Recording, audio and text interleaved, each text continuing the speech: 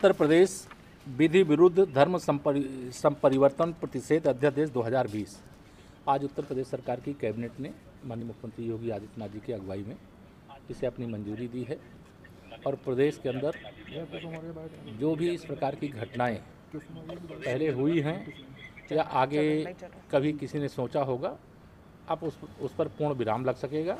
साथ ही इस अध्यादेश के माध्यम से 2 से लेकर के 10 वर्ष तक इसमें कारावास का प्राविधान किया गया है।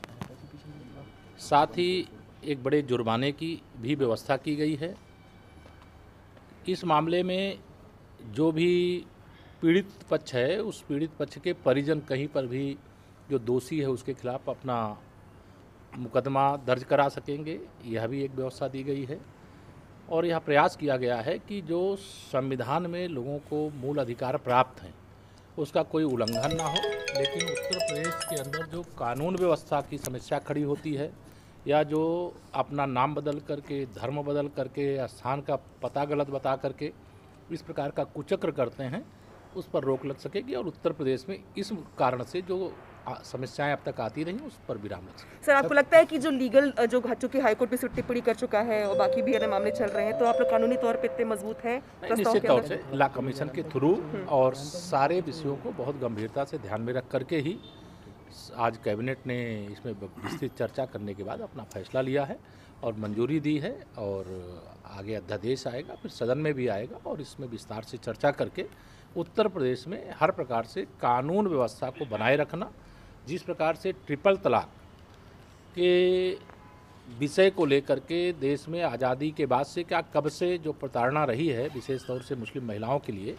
उसको समाप्त करने का काम केंद्र में माननीय प्रधानमंत्री श्री नरेंद्र मोदी जी के नेतृत्व वाली सरकार ने किया है और उत्तर प्रदेश में अब आदरणीय योगी जी की अगुवाई वाली भाजपा की सरकार तो आज इसको रोकने का। तो सर, आपको लगता है कि लव जिहाद के मामलों में अब कमी आएगी इस कानून के बनने के बाद? कमी नहीं, पूर्ण विराम लगेगा और जो कोई गलती करेगा तो उसको की सजा भुगतनी पड़ेगी और सजा के कड़े प्रावधान इसीलिए किए गए। तो सर, मान सकते हैं लव जिहादियों के लिए भी ये कानून है जो लव जिहाद करते हैं? देखिए, लव जिहाद शब्द चूंकि प्रचलन में है, इसको लोग जरूर प्रयोग करते हैं, लेकिन इसमें जो भी है वो संविधान के अनुसार है। जो जिसके अधिकार हैं उस अधिकार को किसी प्रकार से प्रभावित ना हो, इसका ध्यान रखा गया है।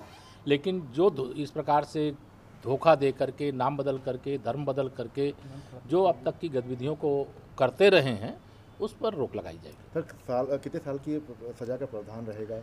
2 साल से 10 साल तक की सजा का प्रावधान। क्या अगर कोई अपने स्वेच्छा से धर्म बदलना चाहता तो उसके लिए स्वेच्छा से धर्म बदलने का तो अधिकार संविधान के द्वारा दिया गया है। स्वेच्छा से धर्म बदलने पे किसी को रोक नहीं है। जो बालिग हैं वो अगर अपने शादी करना चाहते हैं आपस में तो उसमें भी सरकार ने कोई रोक, लेकिन जो अब तक बहुत सारी घटनाएं उत्तर प्रदेश तो उसका बड़ा केंद्र बनकर चुका था, तो उसको रोकने के लिए जो कदम उठाया गया वो कदम मैं समझता हूं कि आज का बड़ा फैसला है और इस फैसले से उत्तर प्रदेश में इस प्रकार की गतिविधियों पर विराम। जिलाधिकारी के इसमें पावर रहेगी पूरी की पीड़ित निश्चित तौर से अगर कोई धर्म परिवर्तन भी करना चाहता है तो उससे सबसे पहले आवेदन जिलाधिकारी को देना पड़ेगा और उसमें समय निर्धारित किया गया है कि कितने समय के अंदर वह अपना पक्ष रखने का काम करेंगे। बहुत सारे प्रावधान किए गए, पूरा आपको सर एक टेक्निकल चीज, क्या राजनीतिक और जो सामाजिक संगठन है उनको दूर रखा गया है? उनकी किसी भी तरह की कोई शिकायत? सर, विपक्ष के लोग ये भी कह रहे हैं कि निजता के अधिकार का ये उल्लंघन है, ये व्यक्तिगत मामला है। इसमें कोई संगठन से मतलब नहीं है,